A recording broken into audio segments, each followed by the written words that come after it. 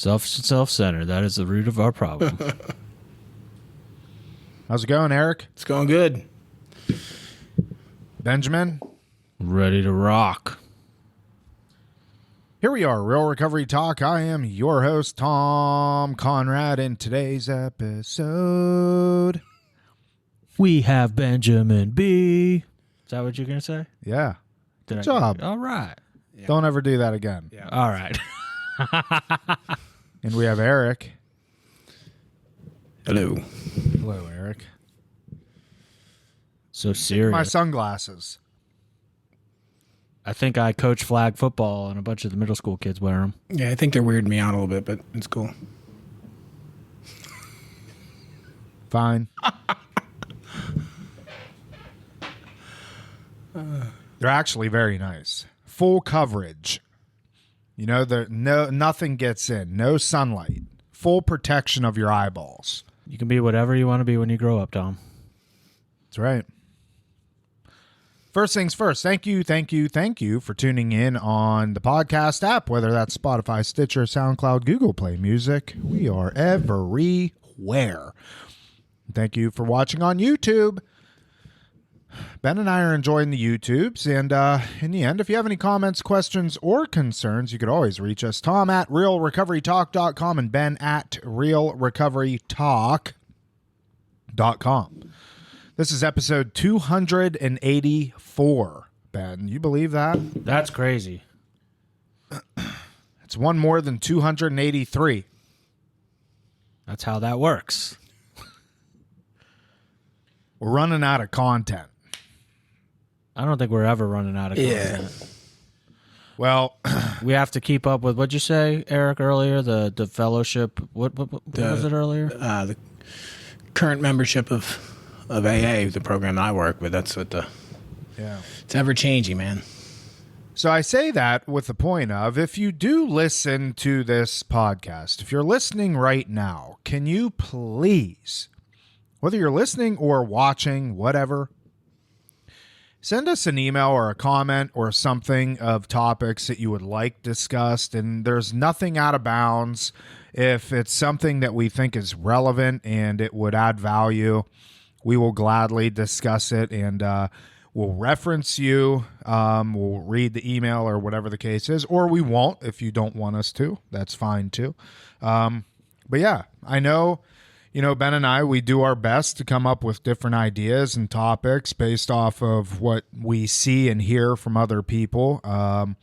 But, we need more. So I think it's all right to repeat, though, too, because with 284 episodes, unless somebody's gone back and listened to every single episode. Oh, yeah. No, I agree. And I've often said that I don't expect people to listen to every single episode. I do think there's people out there that have, but I don't know. That's kind of crazy to me. There are people that have. I know that for a fact. Yeah. So anyways, on this episode, we have Erik. Erik is, a awesome guy that Ben and I know pretty well. He does work here at Rock Recovery Center. He is one of our, what do you call it? A behavioral health technician? Yeah. Behavioral health tech. He's one that has been on the team with us now for, how long you been with us now? About a year and a half. Year and a half. Solid sobriety. And, I've had numerous conversations with Erik, and, have the luxury of getting to run group with him every Tuesday. And it's just a guy that from my opinion, has his recovery intact. I'll say this. We didn't find him on Indeed. No. Like, well, we haven't found anybody on Indeed. Yeah. Like Erik, I've known Erik how many years now? 5. Yeah, pretty much since you got sober, I guess. But, mentioning that, how long you been sober, Erik? 5 years this week. Yeah, 5 years This week. Congratulations. The first? First, yep. That's awesome. So originally I would say share your story, but Erik was on the podcast. Ben, do you know what episode? It was like around 175, because actually I suggest to people on it, I'm sure I've told you this before, for people that are grieving loss. Yeah. That's, in my opinion, a big part of Erik's story and what I got out of it. So oftentimes when people are grieving and have had a loss, I recommend Erik's episode all the time because he's very well spoken on the topic. His experience, honestly, every time I listen to it, brings tears to my eyes, but it also brings hope and joy, and it's not a sad story, so to speak. So It's Well, give us a little snapshot of your story, just to kind of set, because people probably some people haven't heard it. Yeah, so it's as I go on in sobriety, the way that I tell my story changes, right? Because I have more experience now. So this is what we call qualifying, right? When I'm qualifying,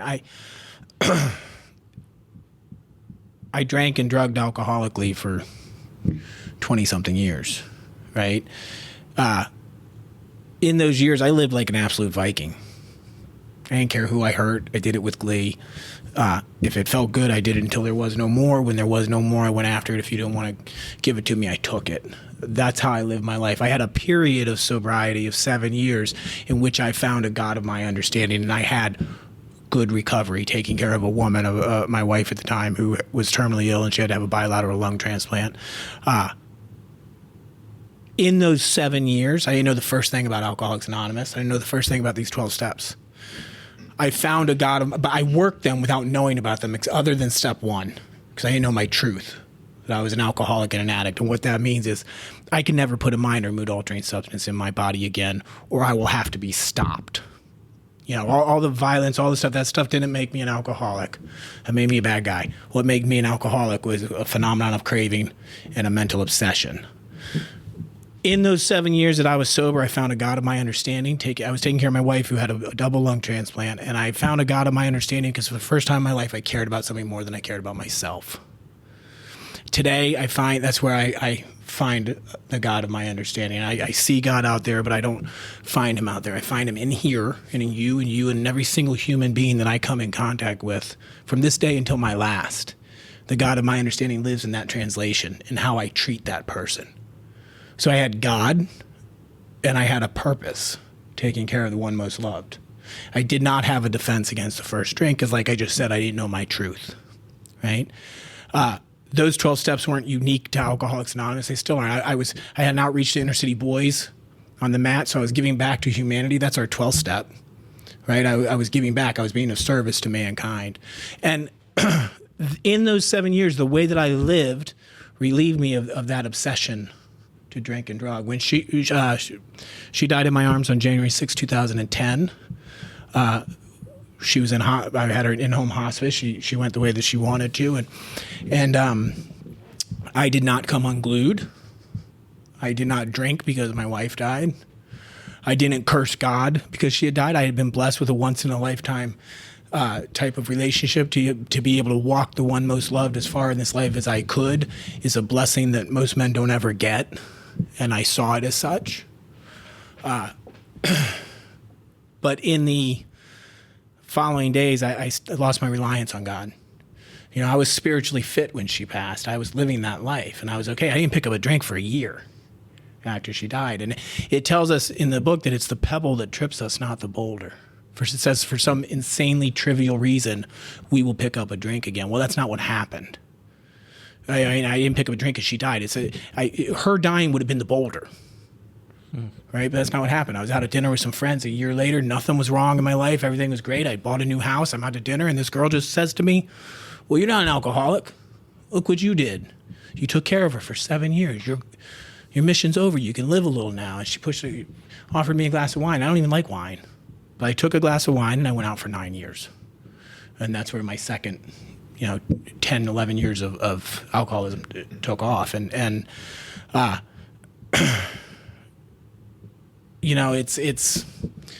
that's basically where I started. And then I went very quickly to homelessness, living the way that I was living before. It was, I didn't drink because something happened to me. I drank. You asked me on this podcast last time, you said, well, what happened in that year between when she passed and when you picked up a drink. I don't know if you remember this or not, but you asked me that question. If you go back and look at it, and I couldn't answer it at the time because I'd never thought about it. But I thought about it after you asked me that. And what happened in that year was my rights crept back in. Your what? My rights crept back in. I moved back to South Florida and I thought, well, isn't it time for me now? Haven't I earned something? I took care of her. I lived this life. It's time for me now. I'm back in the South Florida sunshine. I'm back in, I'm going to live a little. No thought of drinking and drugging, but I stopped being of service to others. I stopped having an outreach to inner city boys. I became me. I was wrapped up in me, having a good time. It became about me. And man, that's a slippery slope for a drug addict and alcoholic. It can never be about me. It's interesting based off of what he just said. Erik had said to me one time, and it really sticks out to me, where I had a bunch of people in my life telling me I deserve to be happy. Mm-hmm. And Erik was the only guy to sit me down and say, BS. I don't remember exactly what you said, but it's selfishness and self-centeredness, and making ourselves of service to others. Yeah, so people will disagree with this, and you see this all the time.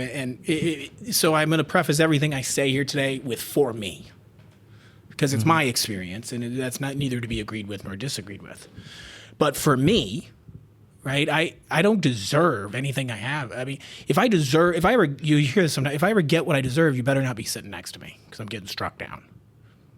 I don't deserve anything beyond my life today. I don't deserve. Based on how I've lived my life, right?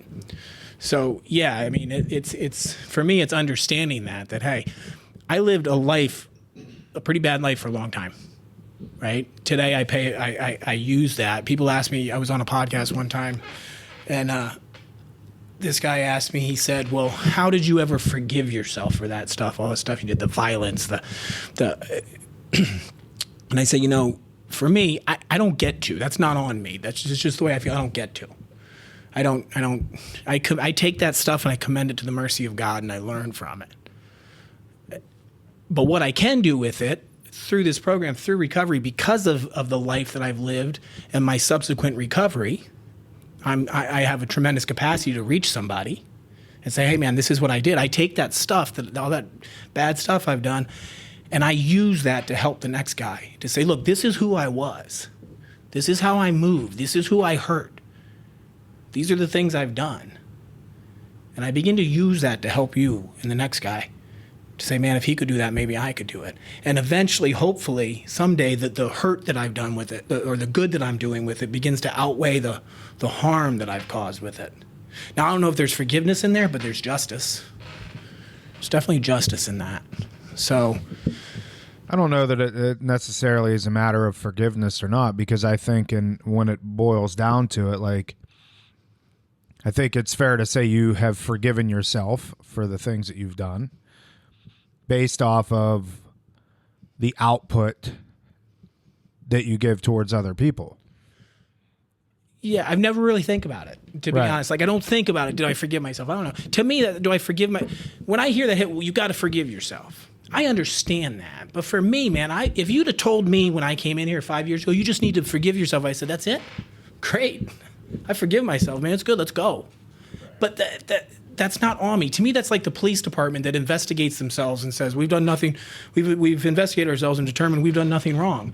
I don't know. I just don't. Yeah. I don't really think about it. I don't hate I love myself today. I love the man that I've become, that God made of me, But as far as that, just for me, I can get really wrapped up in, well, I have to forgive myself. I have to do this. This is it. And it's almost a justification of some sort. Right. Yeah. Which makes sense. I mean, because, looking back at, you had the 7 years that you were taking care of your wife, you almost kind of did the same thing then. Mm-hmm. You did, it wasn't so much that you forgave yourself, but you did justify in your head as to why, not necessarily picking up the drink, but like what you said, moving back to South Florida, I need some time for myself, and if I guess, have the mindset of, well, I forgave myself for everything that I've done in the past, maybe that can open up the door to do some more damage moving forward, because now we know we could just forgive ourselves. Right. Again. That's what I mean. It's a get out of jail free card, you know? Yeah. But I do think that, it almost looks like towards almost like a step 10, Yeah. I understand the thought behind. I understand the reasoning behind it. I get that. But for me, I don't go that deep into it. I do what God puts in front of me to do. I understand also the theory behind you got to forgive yourself. I get that too. Yeah. But I think, in my opinion, watching Erik work with others, I've had the opportunity to watch you work with our clients. I've watched him work with other men through the program of Alcoholics Anonymous, separate from Rock as well. And in my opinion, what Erik is really good at doing is bringing depth and weight to a situation.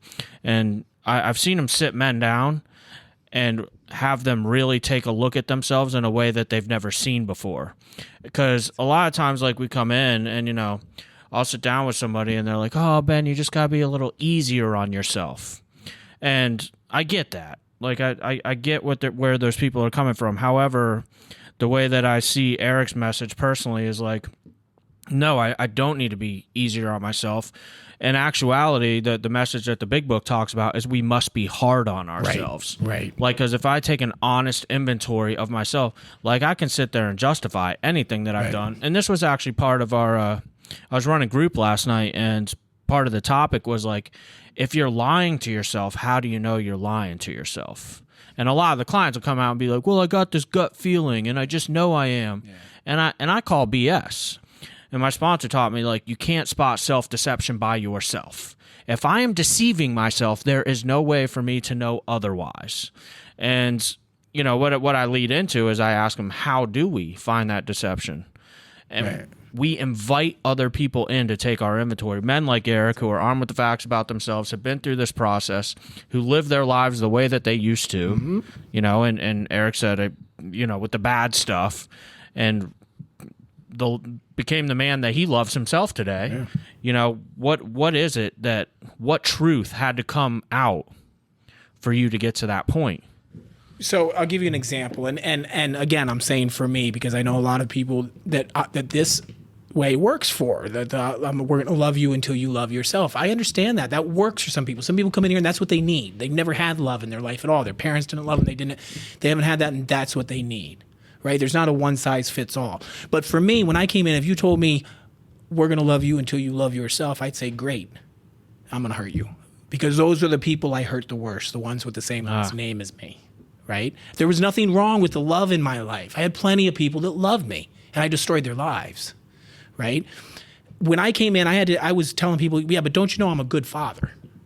My wife died. I raised my son. I'm a good father. Are you?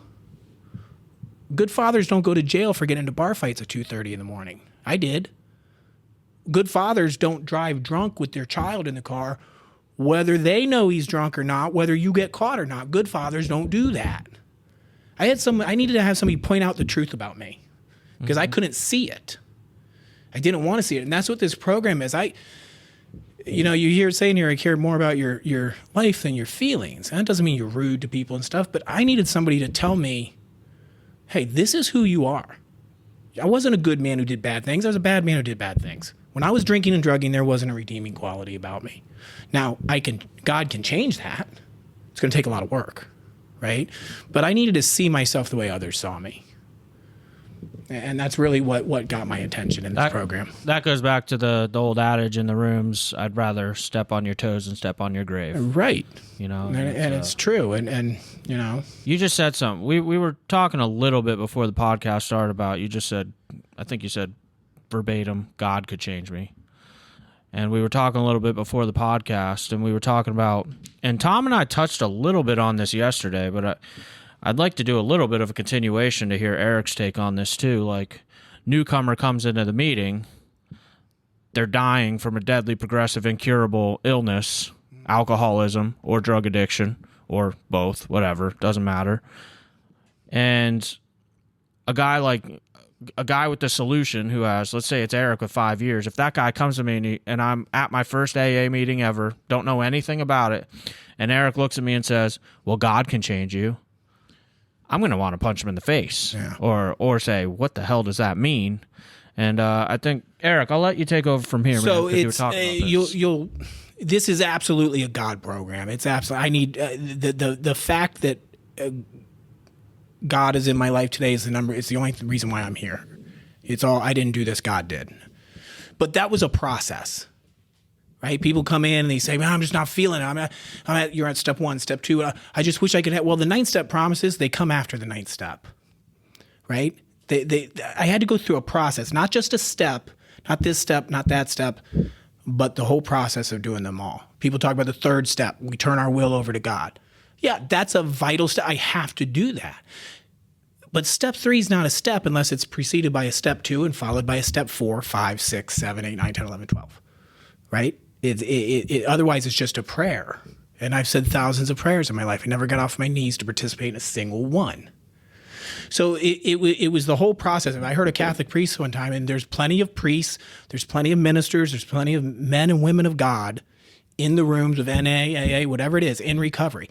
I heard a Catholic priest one time say, if I had come here and you had told me that I just needed to let go and let God, he said, I would have said, great, fantastic. And I would have gone home, and with my hands at my side, I would have said, okay, God, I am now ready to let you make me sober. He said I'd have died drunk. I'd have died drunk because God's not going to come down and do a 4th and 5th step for me.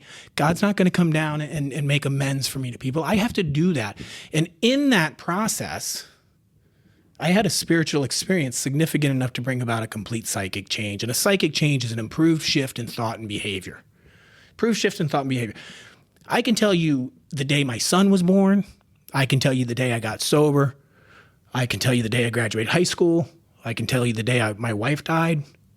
I can't tell you the day that the most significant event in my life happened, and that was a spiritual experience that created a psychic change, that brought about this psychic change. I can't tell you, but it happened.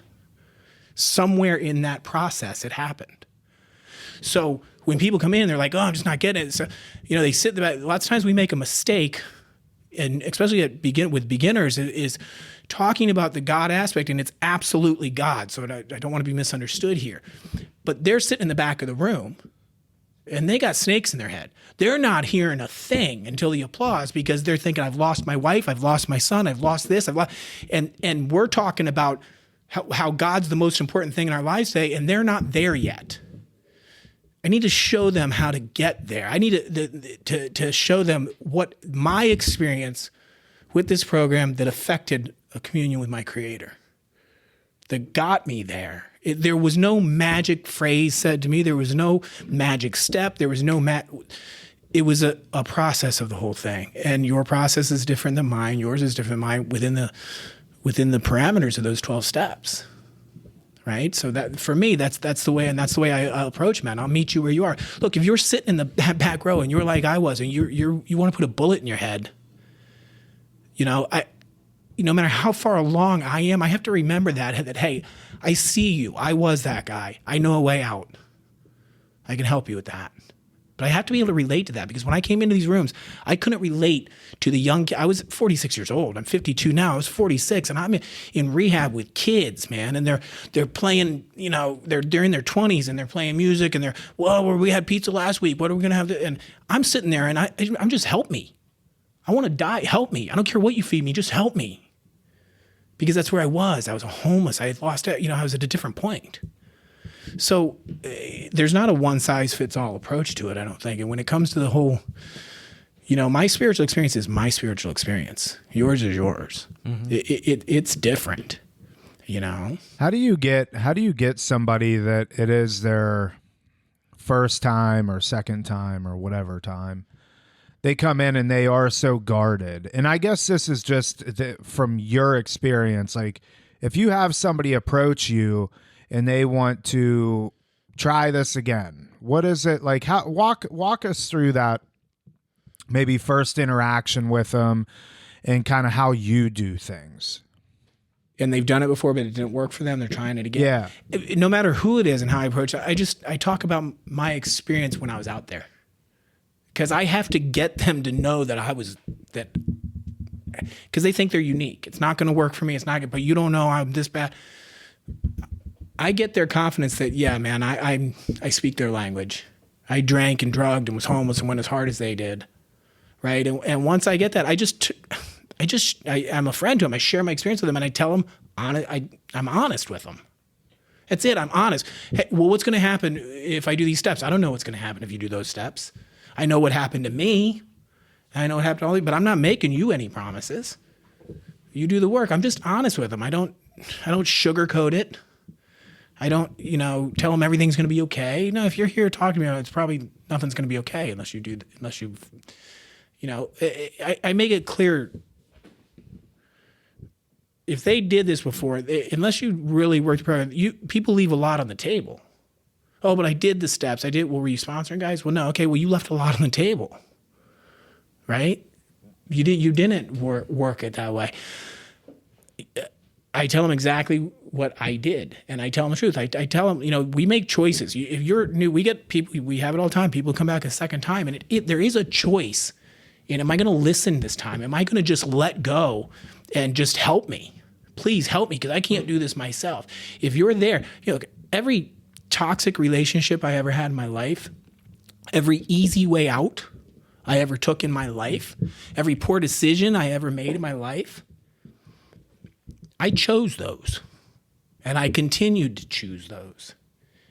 And it wasn't until I chose something new, it was pointing out to me that, hey, if you want something new, you have to choose something new.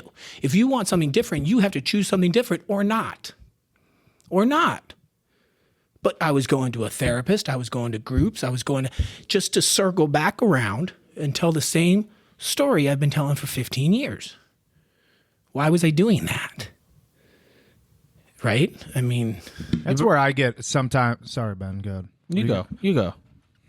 I like what you said there, because I think especially us as working in treatment and stuff, and we totally understand that there's a therapeutic component. There's obviously trauma. There's a lot of stuff that's underlying. And even when we're talking to parents and loved ones on the phone,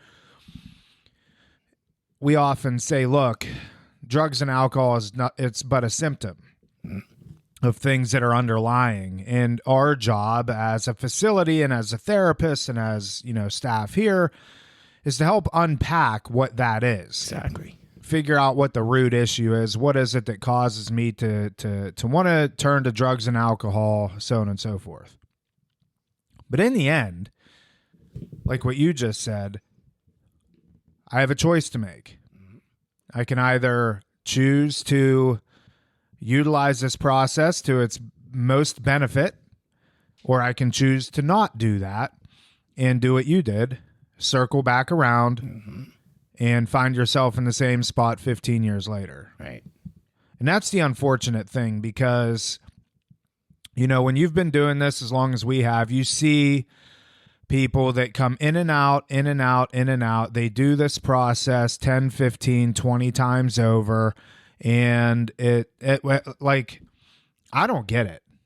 It doesn't make sense to me why or how somebody can be in that. You're just not done. It's right there. You just said it. You're just not done. Just not done. Some people just want to keep getting high. Let's call it what it is.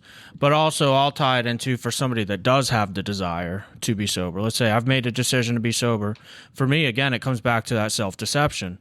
And let me throw this out there. I believe that the three of us, Tom and Eric, we're really good at helping people see their truth. Mm-hmm. A moment ago, Eric was talking about people who, and you asked like people that have done 12 steps before and they're coming back around. So one of the things that I do with our clients is for the ones that have experience with Alcoholics Anonymous, Narcotics Anonymous, whatever it is, I'll ask them, like, one of my go-tos, they're like, oh, AA doesn't work for me. I tried it before. Yeah, just out of curiosity, how many guys did you take through the steps? How many guys did you sponsor? Well, I never did that. Oh, so you didn't do step 12. Like you worked an 11-step program out of a 12-step program. You can't expect, the same results as the first 100 members, so to speak. But a lot of people would expect like me not to come forward and challenge them on that. Someone that's sitting me right in front of me, looking me dead in the eye and tell me they've been trying AA for years, and I'm the guy that sits in front of them and says, no, you haven't, and here's the proof. Yeah. You can't say you've done something that you actually haven't done to the fullest. Right, exactly. And here's the thing. I have a friend of mine that it took him 6 years to get 1 full year of sobriety, and now he's got 5 years sober. So it takes what it takes. Your journey's your journey. There's battles that need to be fought more than once to be won. That's your journey. Mm-hmm. All I can do is present this to you the way that it was presented to me. That's it. And so when I approach a guy, the way that I work with someone, you would ask me that before, is when I say I meet you where you are, like it's the 22-year-old kid that's coming from the treatment center. I'm not telling him the same stuff that I'm telling the guy who's 45 years old and has lost everything. There's no rules. I'm not getting involved in who you date and who you do. I can tell you what I did to stay sober, what was taught to me through the program of Alcoholics Anonymous. And you know, we talk about this a lot when we do that inventory, right? Because you just mentioned that all three of us are good at something. We talk about that inventory all the time, and it's kind of scares people. We take a fearless and thorough moral inventory, right? And it's always bad. Like, we're always talking about the bad stuff. But in inventory, we find what's bad and has to go. We find what's good and can stay.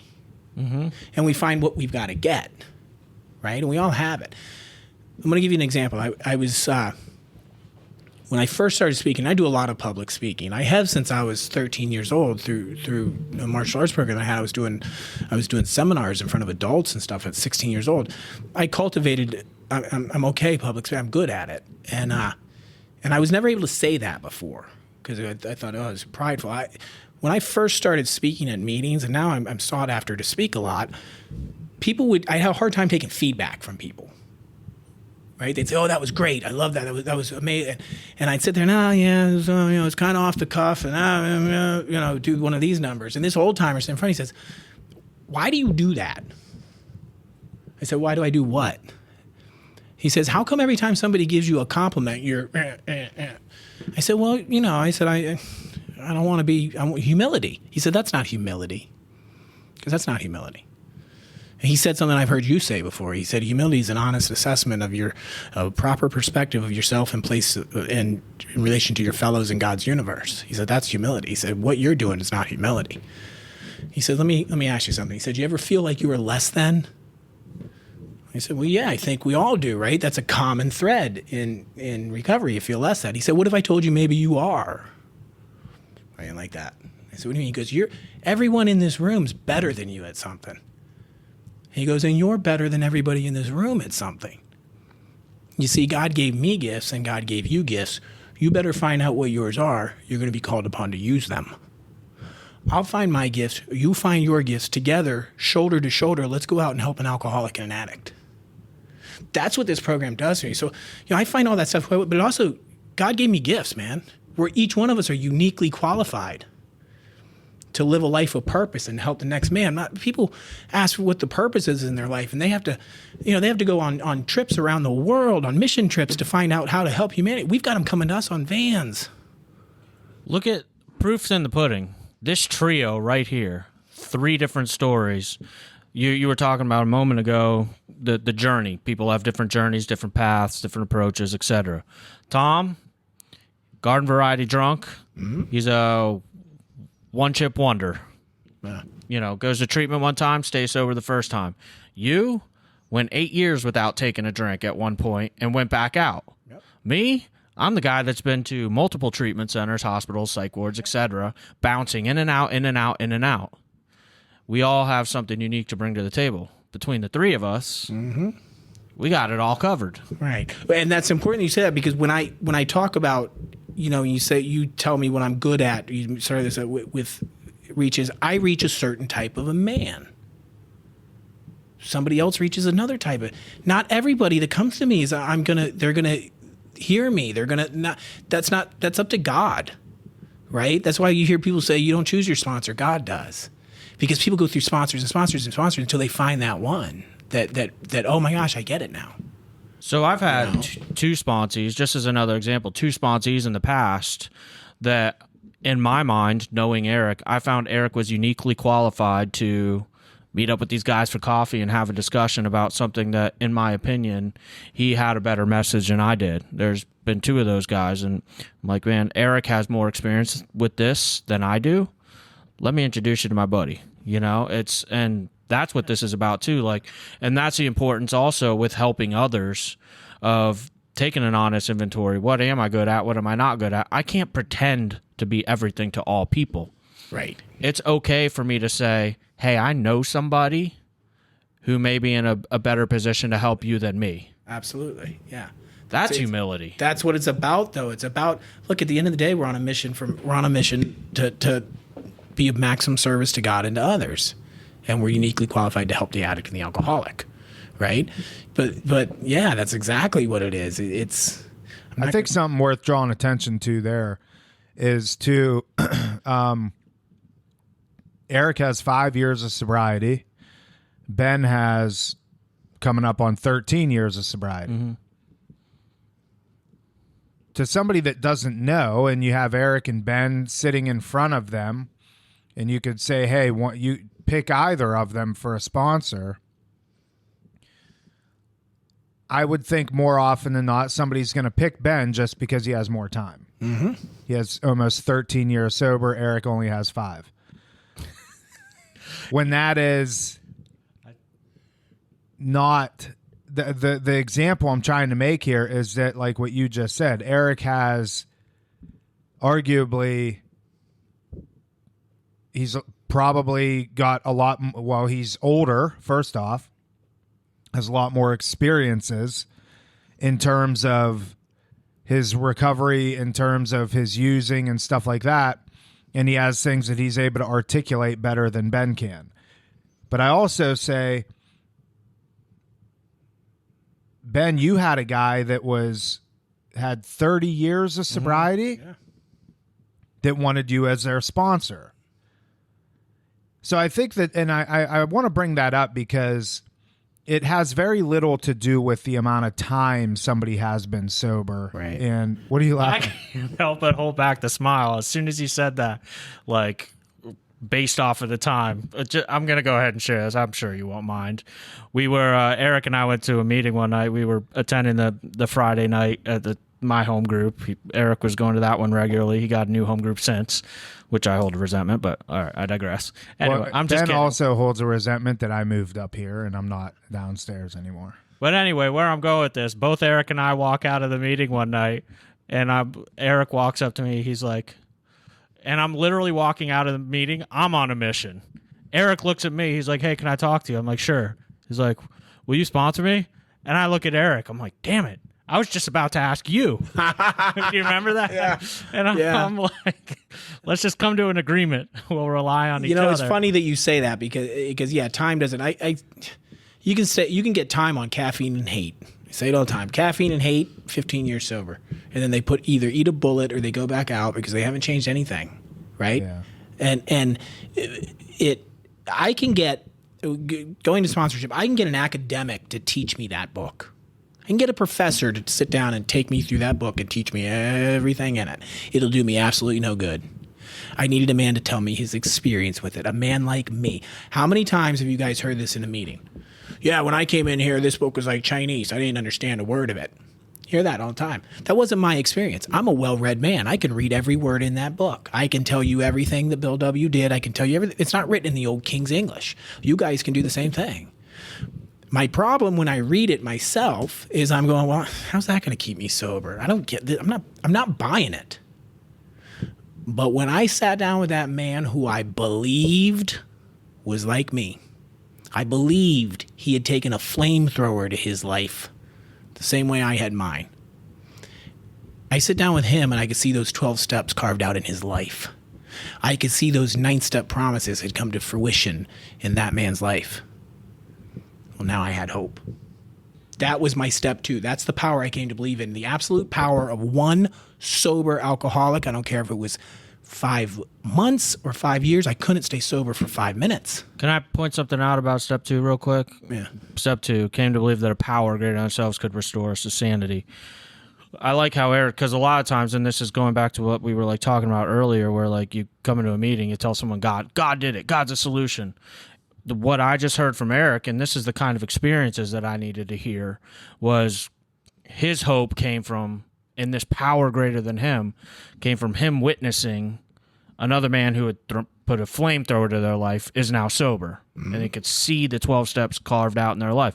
It's not like, the way that I'm interpreting what Erik is saying is that he didn't just walk in and have this God that fixed everything for him. No. That coming to believe in a power greater than himself was simply that hope. Yeah, seeing someone else do it. Exactly. So let's go with, when we talk about a spiritual experience, the purpose of the program of Alcoholics Anonymous is to affect a spiritual experience significant enough to bring about a complete psychic change, again, an improved shift in thought and behavior. I've had multiple spiritual experiences in my life. The first time I went scuba diving, way under that ocean, there was no doubt that was a spiritual experience for me. I was in the room when my son was born. That was a spiritual experience for me. Neither one of those were significant enough to make me stop objectifying women, to make me stop robbing, to make me stop beating people up, to make me stop just being an absolute, whatever I want, whenever I want. This spiritual experience was. So it's not, there was no magic like I come in and, I got. That's one of the things with the third step, when I said about the third step earlier about it's only a prayer, unless it's the program. It's just a part of the program. How many times do you see guys do 1, 2, 3, and then they're out? And here's why I think we see this a lot. 2 reasons. One, steps 1, 2, and 3, we're looking outward.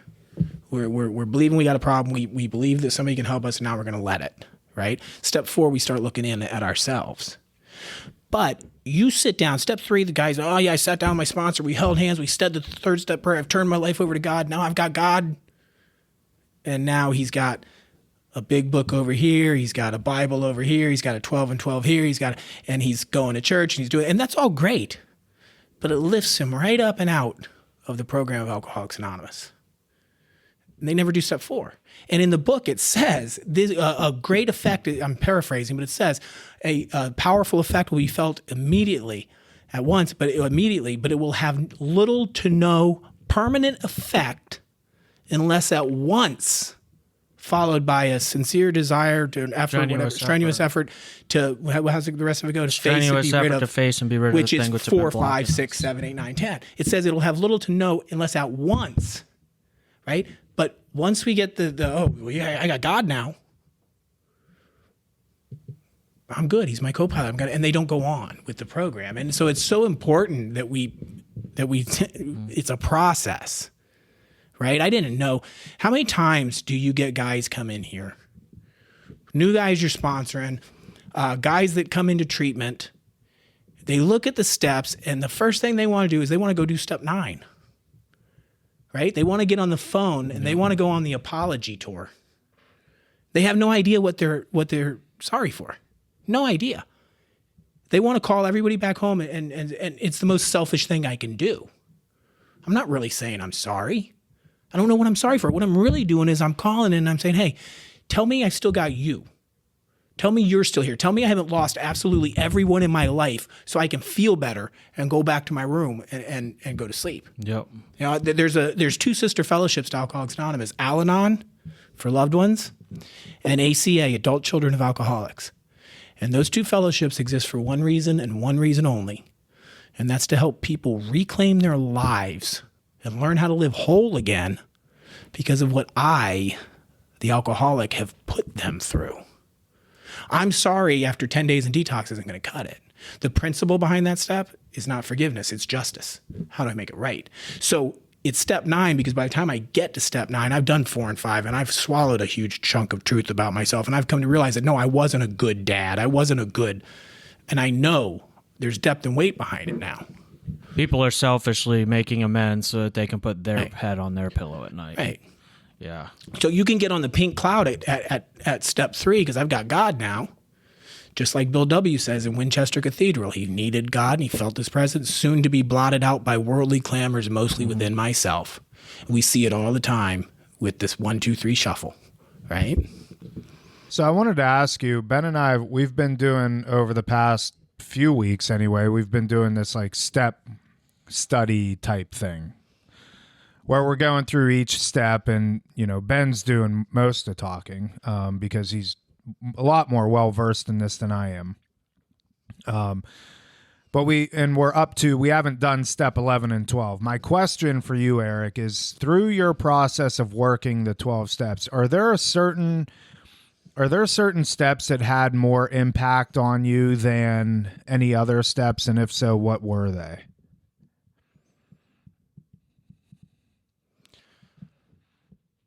Yeah, it's so hard to talk about this step without talking about the one before and the one after it. So, yeah, at different times in my sobriety, still the biggest impact comes from step 12, and it's being of service to others. Continues. So, go ahead and just say what step 12 is. So, step 12 is having had a spiritual awakening. As a result of these steps. You tried to carry the message to the alcoholic that still suffers. It was originally written, tried to carry this message to others, especially the alcoholic, and they took others out because they didn't want us to be preachy. But yeah, it's about being of service. It says to alcoholics, but step 12, those 12 steps come from the Sermon on the Mount. They're the Beatitudes. It's about being of service to mankind. It's the old adage that man can only help himself by helping others. We happen to be positioned to do it as alcoholics and addicts. When I was in North Carolina, I was doing it as an outreach to inner city boys through my church. So it's about being of service to your fellow man. It's about getting out of myself, putting others first, playing the Good Samaritan every day. So that is what keeps me content. Step 1 will get me sober, man, and I can be miserable the rest of my life. Don't drink, don't drink, don't drink, don't drink, right? The other steps, I find a God of my understanding and build a relationship with them. Step 11, you talk about which one has the most importance at which time.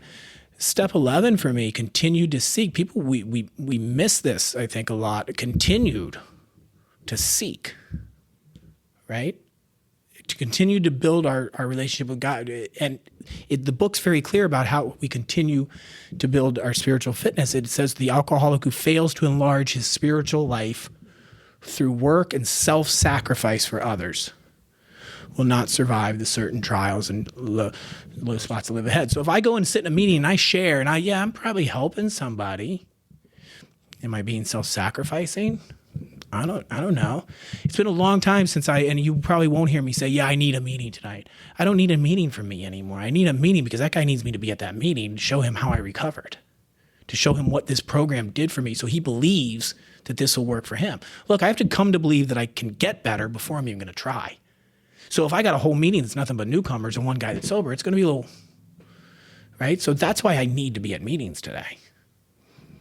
So yeah, that's my experience. Again, not to be agreed with, disagreed with, it's just my experience. No, I think that's super valid because and it's even that holds true to any sort of recovery, if you really think about it, I was thinking about this earlier, and I like to equate things in not so much addict alcoholic, but everyday life type stuff too. So people can kind of see the relation between alcoholics and drug addicts, and hey, maybe you're not struggling with drugs and alcohol, but you are struggling with losing weight, which we know a lot of people struggle with losing weight. Right.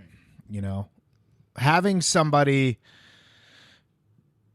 that has gone through that experience of losing weight and seeing the process that they took to lose their weight in a sustainable way, and now they have made it their mission to help other people lose weight, helps them maintain their weight loss. Absolutely. And I recently came across this guy on Instagram, and His Instagram profile is look like you lift.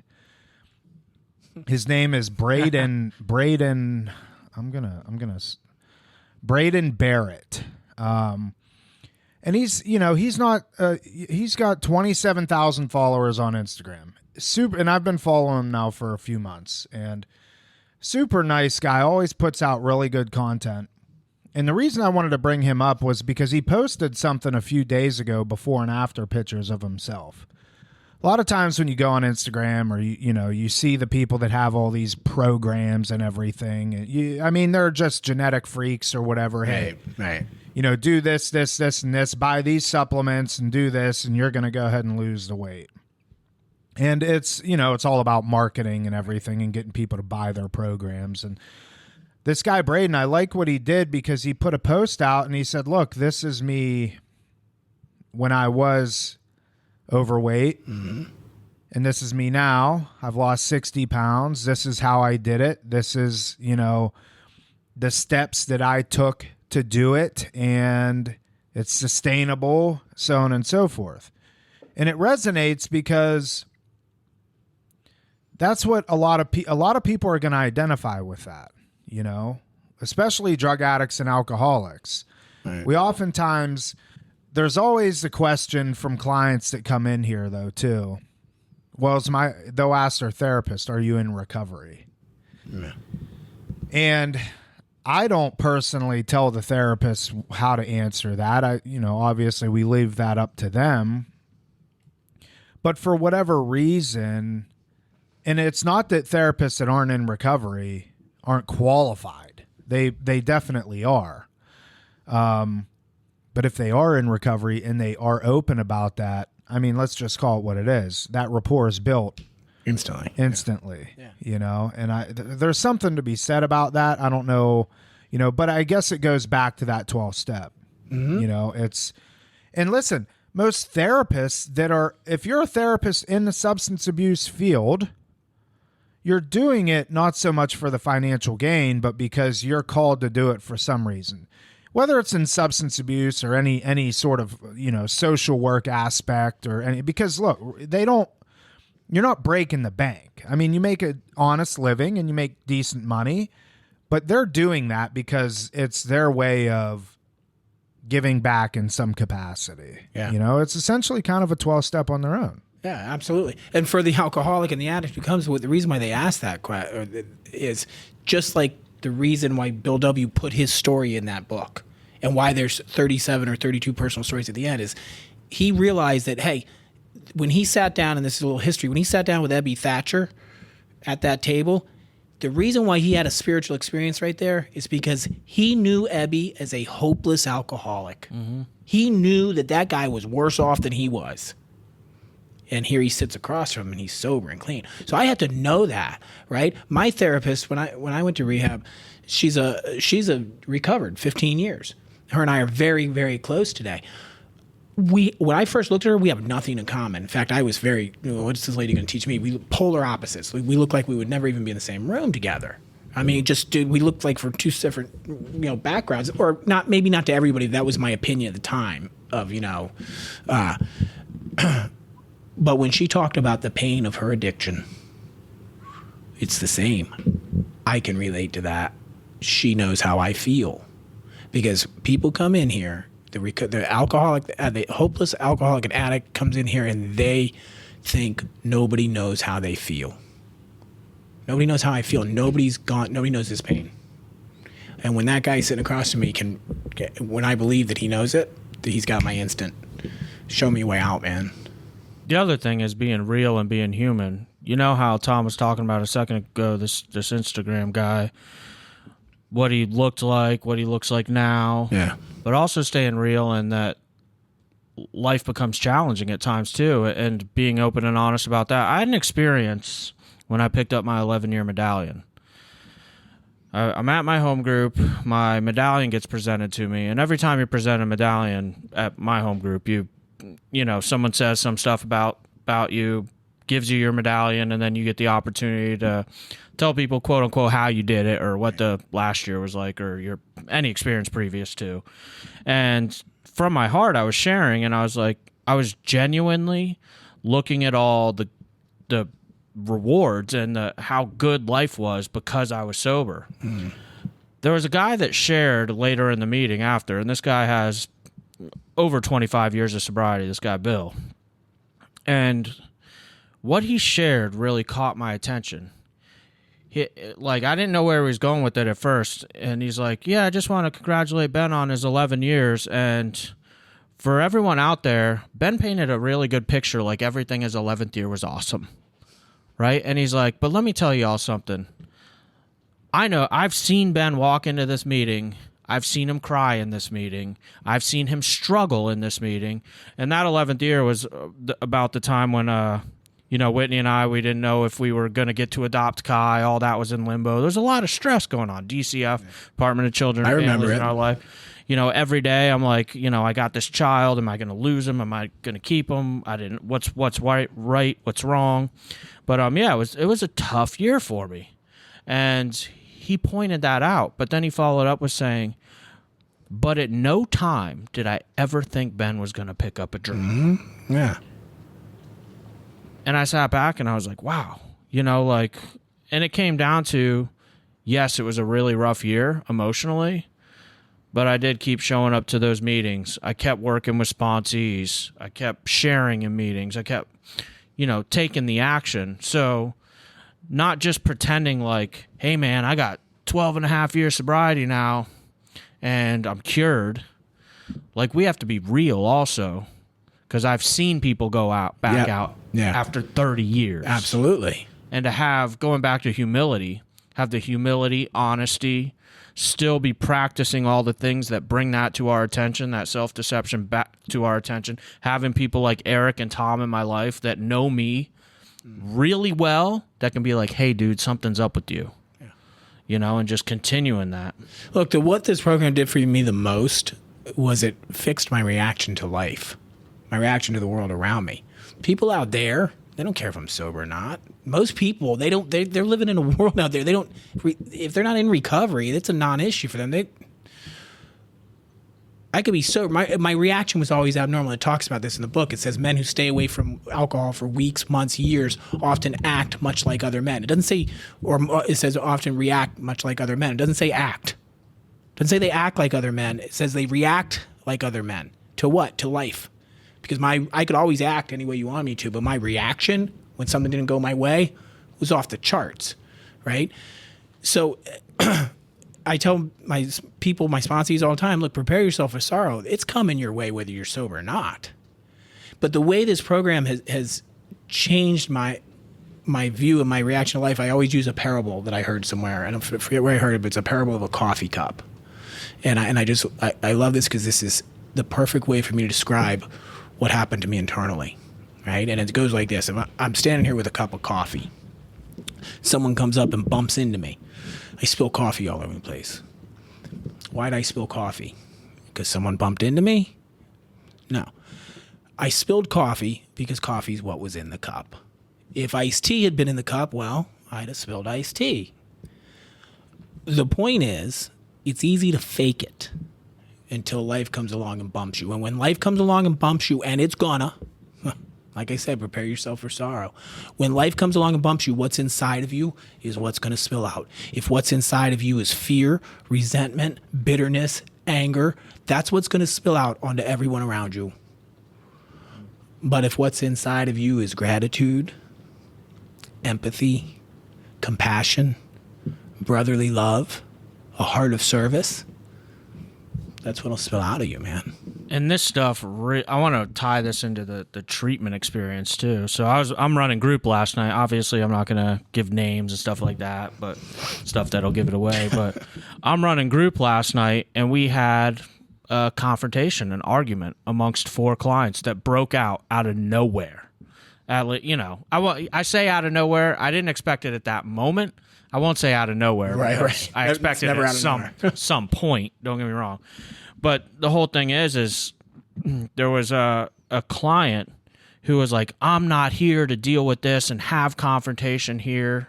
Mm-hmm. And I looked right at her and I said, yes, you are. Yeah. Here we come back to this truth. You signed up to come to this treatment center. You signed up for Hannah and I, the therapist that I was co-facilitating group with, to take your inventory. And let me point something out to you. If you felt the anger and frustration and you were back home and you didn't feel it here, you felt it back home, what would have happened? She looks at me, she pauses for a minute, she's like, I would have drank. I said, so let me tell you something. This was supposed to happen here. This is what's meant to happen here. We want to see that anger. Don't come here with this stage character and BS and act like you got it all together. I looked at this individual and I said, finally, we're seeing the real you. Because this person kept saying, it's in my nature. It's in my nature. I'm like, you're here and we're trying to change your nature. And that's it. You got to see that reaction to life. I got to see how you react when you're bumped, which is the problem, right? And then that's what, look, if you're the, you guys all know this guy. Hey, how you doing today? Best day of my life. Best day ever. Great. Best day of my life. Okay. If you're that guy, great. See you later. I don't know what to do. Good job. Happy for you, right? Maybe you are. But when someone comes to me, when I ask a patient and they're saying, man, I'm not buying this, I'm not feeling it, I'm not, okay, great. I can work with that. I can meet you where you are. AA, NA, whatever it is, well, they'll meet you, recovery will meet you where you are, but we have to know where you are. If every day is the best day of your life, then I never gave a therapist, a doctor, anybody a fair shot ever in my life. How many drinks you have a day? Oh, a couple a week. I'm drunk while I'm there. I never was honest with anybody, and then I wonder why I'm not getting any help. I'm not getting any relief. I'm not getting anywhere because I was never honest with anybody about where I was, Well, listen, we're past an hour and my battery's about to die in that camera. Oh. Yep. Let's get to it. Wrap it up. All right. Erik. Thanks for coming on, man. Thanks for having me. Gonna have to do this again. Definitely. I do know the next time we have you on, I already know what we're going to talk about. We didn't get to cover it today, but we'll have you on in the next few weeks. All right. Sounds Ben, any final thoughts? No, I got anxiety because the battery's going to die. Oh, all right. Well, thank you for tuning in to this episode of Real Recovery Talk. In the end, if you have any comments, questions, or concerns, you could always reach out to us. Tom at realrecoverytalk.com and Ben at realrecoverytalk.com. In the end, we want to help you turn your mess into your message. That is it. We will see y'all later. awesome. Phew, we made it.